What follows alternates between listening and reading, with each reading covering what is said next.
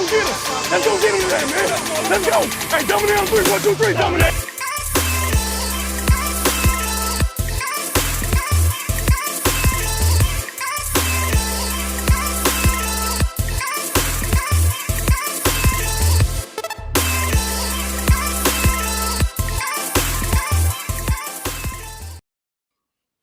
What's going on, everybody? Welcome back to another video, and I'm trying something different today. Just a little short video because a lot of people have questions on why the 49ers made a certain move, and I'm here to break it down. Yesterday, the 49ers traded away running back Jeff Wilson Jr. in exchange for a 2023 fifth-round draft pick from the Miami Dolphins. Many might be questioning, why would the 49ers trade away an integral part of their roster thus far for a draft pick when they're trying to contend for a Super Bowl? Last week, I said it would be foolish if the 49ers made this move. But over the weekend, when analyzing the different factors and understanding the return, the imminent return, that is, of Elijah Mitchell, my stance changed on the situation. Let's first look at it from a financial perspective and really from a compensation perspective. The 49ers earned a fifth-round pick in return for Jeff Wilson Jr. this season. The Miami Dolphins are expected to somewhere be around the middle of the pack, maybe in the 20s. But regardless, that fifth-round pick is huge. When you look at similar moves, James Robinson, a running back younger than Jeff Wilson Jr., and a running back probably better than Jeff Wilson Jr. with a 1,000-yard season under his belt already, went for a conditional sixth-round pick earlier this year. There were probably more suitors on the board after the Jets lost Breece Hall for the year. That was for less compensation than Jeff Wilson. And to top that, James Robinson is going to be in a bigger role than what Jeff Wilson Jr. was going to be in his current situation. So that's just one case. The other case, Cam Akers, didn't get traded for anything. And overall, Kareem Hunt was potentially going for a fourth-round selection. So for the 49ers to get a fifth-round pick for Jeff Wilson Jr. from the Miami Dolphins, that was a wonderful trade in terms of compensation. You don't get that for a running back. I said in the offseason, Jeff Wilson Jr. could be a potential trade candidate. Many thought that he would go for nothing, no draft compensation at all. That was clearly not the case. He went for a fifth-round pick here, and that was a good move by the 49ers in terms of draft compensation. But let's get to the most important part of the discussion, personnel. The reason that many people are wary of the Jeff Wilson move is because Elijah Mitchell and Christian McCaffrey both have an injury history of their own. McCaffrey obviously has played sparingly really for the last 3 seasons before a strong season thus far in which he's played in every single game.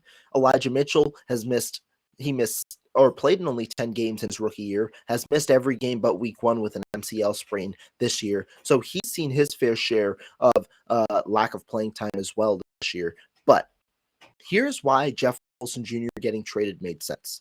The 49ers currently had 5 running backs. Elijah Mitchell was on IR, which was why it was sensible for Jeff Wilson Jr. to be on the roster, because that meant that the 49ers had 4 running backs. Wilson, TDP, Jordan Mason, and Christian McCaffrey. But with Elijah Mitchell expected to return following the bye week from IR, the 49ers were going to carry 5 running backs on their 53-man roster, and that seemed unfeasible. Could you have said that the 49ers could have moved another running back? Yes. But would you rather move Jeff Wilson Jr., a player who is on the last year of his deal and likely headed elsewhere, given what I'm going to say soon, or move Tyrion Davis-Price, a player who you have a lot of guaranteed money to and is a third-round pick? Or would you move Jordan Mason, a guy with more years of team control and has shown promise, and a player that many 49er fans have clamored to keep on the roster for the last few weeks? One player had to go. John Lynch knew it. Jeff Wilson knew it. Everybody had to know it, given the construction of this roster. One player had to go. And it's unfortunate that the odd man out is Jeff Wilson Jr. But given his contract situation and given the amazing capital that they got for a player in his situation and at his position, I think that both sides clicked. Now, here's the final domino, which made complete sense why the 49ers did make the move. John Lynch spoke on KNBR, and he spoke in a press conference after the 49ers did make their trade deadline move, and he essentially said that Jeff Wilson Jr., while he didn't officially ask for a trade, he did request for a change of scenery to where he could utilize in a bigger role. John Lynch understood this, but he also said he wanted to put Jeff Wilson Jr. in a position to succeed, given the team's love for Jeff Wilson Jr. as an organization. Now in Miami, it makes sense for Jeff Wilson Jr. because they traded away Chase Edmonds, and Raheem Mostert operates best out of a timeshare. We've seen that specifically in San Francisco, and he's going into a system where he knows the offense very well because it's Mike McDaniel's system, that same wide zone system that is implemented in San Francisco. So with him and Raheem Mostert reuniting, him and Mike McDaniel reuniting, it's a good situation for Jeff Wilson Jr. and a player who also wanted to be moved away from the 49ers. I think that that's the big thing that a lot of people aren't grasping. He himself wanted to change his scenery because his snap count was significantly decreasing once the 49ers brought him to McCaffrey. And John Lynch himself said this yesterday. When you look at the amount of snaps that Wilson got, of course, in week 8, when McCaffrey was slowly getting implemented in the offense, he got the majority of the carries. I believe Jeff Wilson Jr. got 7 or 8 carries, similar to McCaffrey in that game. But when McCaffrey was really utilized against the Rams this past weekend, McCaffrey got 18 carries of the 23 carries. Jeff Jr. was kind of utilized as a fullback, and probably his snaps decrease when Kyle Juszczyk comes back and reintegrates himself into that fullback role. And so there wasn't really a spot for Wilson on the team. On top of that, Mitchell is coming back.